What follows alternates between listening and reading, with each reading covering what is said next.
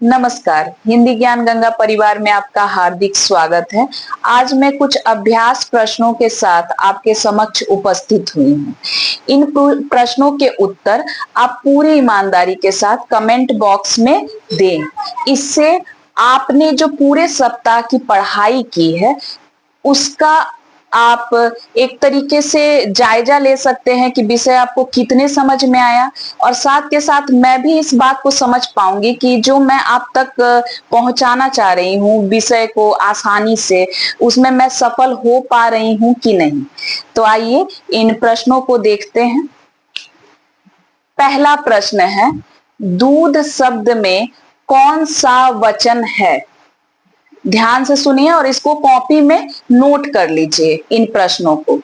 दूध शब्द में कौन सा वचन है? अगला प्रश्न है, लोग शब्द में कौन सा वचन है? अगला प्रश्न, वचन किसे कहते हैं? वचन किसे कहते हैं? इसके बाद, वचन के कितने भेद होते हैं? वचन के कितने भेद होते हैं? इसके बाद पांचवा प्रश्न है, पेड़ शब्द का बहुवचन बनाएं। ध्यान रखना है, पेड़ शब्द का बहुवचन बनाएं।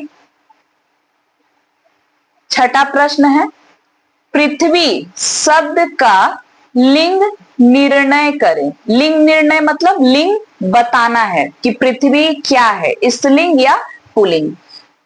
पृथ्वी शब्द का लिंग निर्णय करें।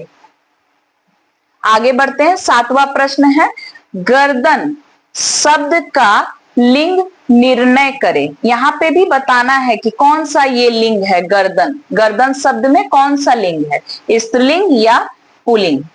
आगे बढ़ते हैं। आठवां प्रश्न है, कवि का स्त्रीलिंग रूप लिखिए।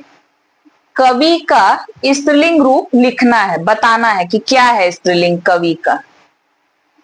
नवा जो प्रश्न है, प्राण शब्द में कौन सा वचन है? प्राण शब्द में कौन सा वचन है? अगला 10वां प्रश्न, लोहा शब्द में कौन सा वचन है? एक वचन है या बहुवचन, इसको समझकर बताना है। लोहा शब्द में कौन सा वचन है? तो कुल मिलाकर मैंने 10 प्रश्नों की सूची आपको दी है। इन प्रश्नों के उत्तर आप पूरी ईमानदारी से लिखें कमेंट बॉक्स में। ठीक है, धन्यवाद।